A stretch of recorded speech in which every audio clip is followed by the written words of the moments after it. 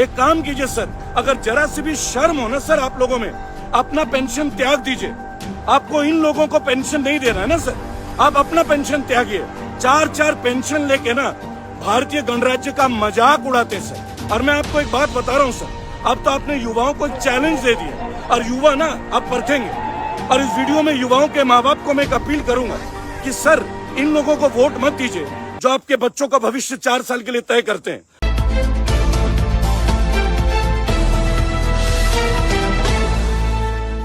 मेरे पीछे जो सेंटर है ना, ये आरएफएफ का सेंटर है, पैरामिलिट्री फोर्सेस का। बराबर बेसिक फैसिलिटी क्या मिलती है ना, कभी आके देखिएगा सर, आपका दिल रो जाएगा, आपकी आत्मा रो जाएगी। लेकिन इनको अग्निवीर महत्वाकांक्षी लग रही है, तो मैं मोदी जी से एक रिक्वेस्ट करूंगा, अपने मंत्रियों के लिए मंत्रीवीर योजना बना दीजिए सर। 5 साल के बदले 5 महीने, और रूल बना दीजिए कि कोई भी एमएलए का बेटा दोबारा एमएलए नहीं बनेगा, आप दोबारा मंत्री नहीं बनेंगे। ये सारे रूल देश के युवाओं के लिए। आप लोगों का क्या है सर, 70 साल के बाद आप हमारे किस्मतों का फैसला कर रहे हैं। बराबर आप 2 बार प्रधानमंत्री बन गए, राजनाथ सिंह रक्षा मंत्री बन गए, उनके बेटे विधायक बन गए। बराबर लेकिन फौजियों को 4 साल रोटेशन, फिर 25% लेंगे, वो भी प्राइवेट हाथों में दे देंगे। बराबर अब आप आर्मी को भी देखिए, एलआईसी प्राइवेट, ओएनजीसी प्राइवेट, कोल इंडिया प्राइवेट। सबसे ज्यादा गवर्नमेंट की जो नौकरी होती है ना, वो रेलवे में, बैंकों में और डिफेंस में होता है। बराबर आप लोगों ने वो दोनों डिपार्टमेंट बेच डाला, अब आप आर्मी की तैयारी कर रहे हैं। आप सीधे सीधे आर्मी का पेंशन तो बंद नहीं कर पाएंगे, तो आपने कान मोड़ के दूसरी पॉलिसी कर दी। सर 60 से ज्यादा बच्चों ने सुसाइड कर लिया है, 60। मैं उनके घर जाता हूं सर, मेरा फाउंडेशन इन्हीं लोगों के लिए है। यहाँ पे खड़े होने का एक रीजन है सर, ये मैं जहां खड़ा हूं ना सर, इसके पीछे आरएफएफ की टीम खड़ी है, बटालियन। इनको भी पेंशन नहीं मिलती है सर। और किन कंडीशन में ये लोग रहते हैं, क्या फैसिलिटी है, 3 टॉयलेट है सर, कम से कम 200-300 से ज्यादा लोग रहे होंगे। कभी इनके लिए भी सोचिएगा सर। लेकिन आप लोगों का दिल है कि जो मानता ही नहीं है, वो इसलिए क्योंकि डिफेंस में शायद आपका परिवार का कोई कभी गया ही नहीं होगा। अगर आपके परिवार का एक सदस्य भी हमारे परिवार में गए हैं ना सर, तो हमें मालूम है, हमारे लोगों ने वो कीमतें चुकाई है। आप तो राजनेता बन गए, आपको इनकी परवाह क्यों होगी। एसएससी जीडी 2018 आपने नौजवानों के साथ नाइंसाफी की। मैं गया था रक्षा मंत्रालय भी, मैं गृह मंत्रालय भी गया था, और मैं राष्ट्रपति महोदय को भी ज्ञापन देकर आया हूं। बराबर वर्दी नहीं मिली सर। एक काम कीजिए सर, अगर जरा सी भी शर्म हो ना सर आप लोगों में, अपना पेंशन त्याग दीजिए। आपको इन लोगों को पेंशन नहीं देना है ना सर, आप अपना पेंशन त्यागिए। 4-4 पेंशन लेके ना भारतीय गणराज्य का मजाक उड़ाते हैं सर। और मैं आपको एक बात बता रहा हूं सर, अब तो आपने युवाओं को एक चैलेंज दे दिया है, और युवा ना अब परखेंगे। और इस वीडियो में युवाओं के माँ बाप को मैं एक अपील करूंगा कि सर इन लोगों को वोट मत दीजिए जो आपके बच्चों का भविष्य 4 साल के लिए तय करते हैं। मिलिट्री इन चीजों में नहीं आनी चाहिए, राजनीति की शिकार नहीं होनी चाहिए। 2004 के बाद यूपी पुलिस का पेंशन खत्म, पैरामिलिट्री फोर्सेस का पेंशन खत्म। आपको इनसे सुरक्षा चाहिए, ये अपने सीने पे गोली खाएं। बराबर आप उनको 48 देकर चुपचाप कर दोगे, लाने थे सर। 50 लाख के फॉर्च्यूनर में घूमते हो, बीएमडब्ल्यू में घूमते हो। अगर भारत के फौजी का मनोबल देखना है ना सर, एक बार उनके जीवन में आके देखिए, उनके जीवन के संघर्ष को देखिए, वो अपने परिवार को किस तरह जीते हैं। महसूस कीजिए, एक बार महसूस कीजिए। ये जो देश में आज चल रहा है ना सर, आपका पता नहीं थिंक टैंक कौन है सर, कौन आपको ये पॉलिसी बनाने में मदद करता है। अरे ग्राउंड लेवल पे आइए सर, 3-3 साल से कोचिंग कर रहे हैं बच्चे। कोविड में आपने भर्तियां कैंसिल कर दी, ओवर एज हो जा रहे हैं, एग्जामिनेशन पास करके बैठे हैं, उनको आप 4 साल के कॉन्ट्रैक्ट में देंगे। जब तक वो आर्मी को समझेंगे ना सर, तब तक आप उनको निकालने की तैयारी कर रहे हैं। कितनी बेशर्मी की बात है सर। आपके मंत्री बोलते हैं कि हाथ में 20 लाख होगा, व्यापार करे। आप आर्मी में व्यापारी समझते हैं सर। सर ये बिजनेस नहीं है सर, ये जज्बात है आर्मी की देश सेवा के लिए। आप जो सुरक्षित हो ना सर, आपके जितने नेता जो आज सुरक्षित है ना सर, वो इन जवानों की वजह से हैं, और आप उनके जीवन को स्पॉइल कर रहे हैं सर। बराबर और ये संघर्ष अब रुकेगा नहीं सर। आज आपने देख लिया पूरे भारत में रेबल फाउंडेशन के तमाम लोग जी जान से मेहनत कर रहे हैं। देखिए मैंने कभी नहीं बोला मेरे चैनल को लाइक करो, कभी नहीं बोला आज तक, आज भी नहीं बोलूंगा।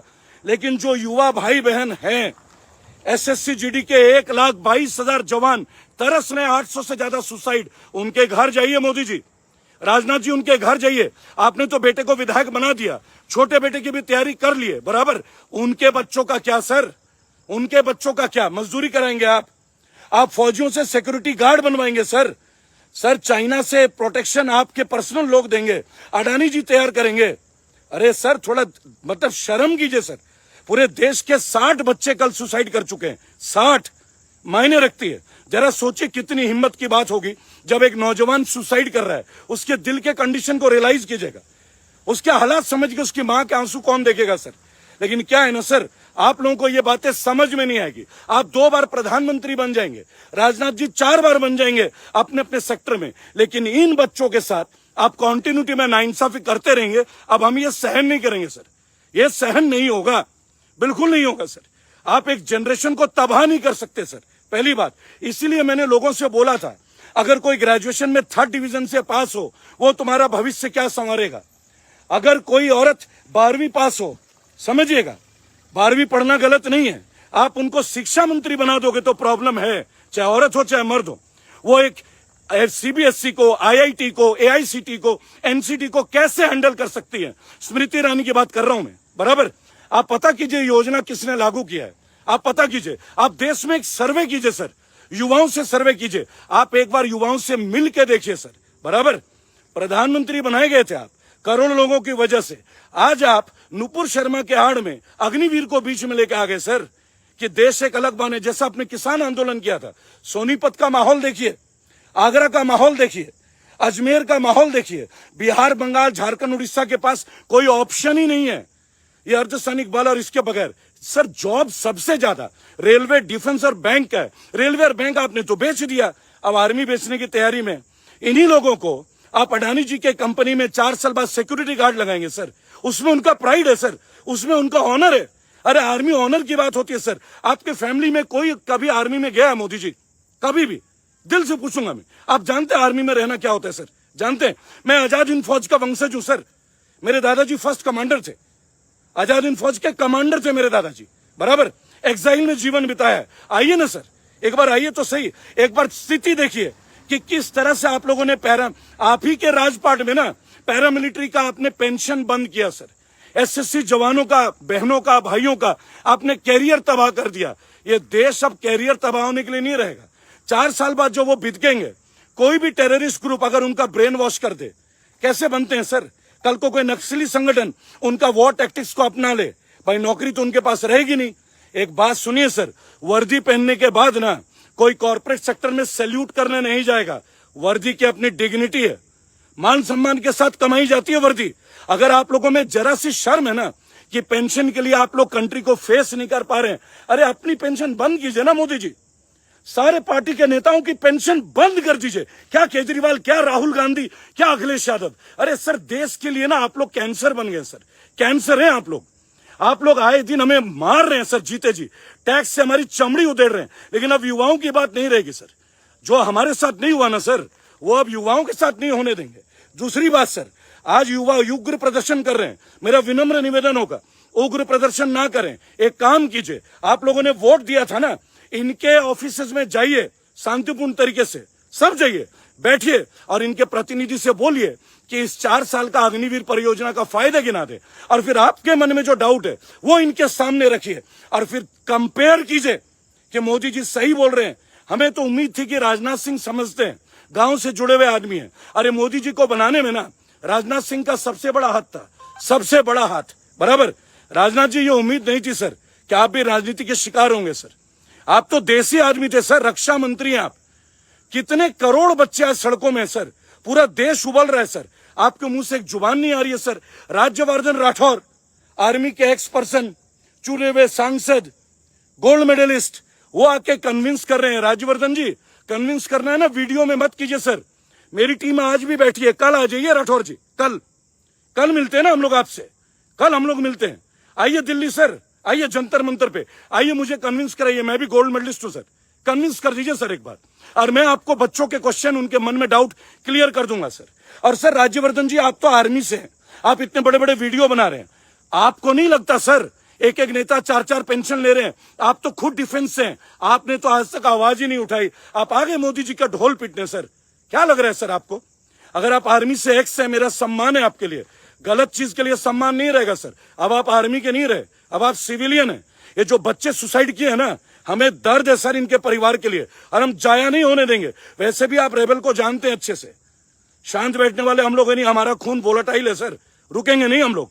लेकिन कानूनन तरीके से आप एक नुपुर शर्मा वाले कांड के आड़ में आप लोगों ने एक ड्रामा कर दिया और अग्निवीर को घुसा दिए। अरे जले पे नमक छिड़कते, आपने तो जले पे आग ही छिड़क दिया। अग्निपथ, अग्निवीर, ये क्या अक्षय कुमार ने सुझाया था आपको आइडिया? ये प्लानिंग क्या आपको कंगना रनौत जी ने दिया था? है सर, अच्छा लग रहा है आपको?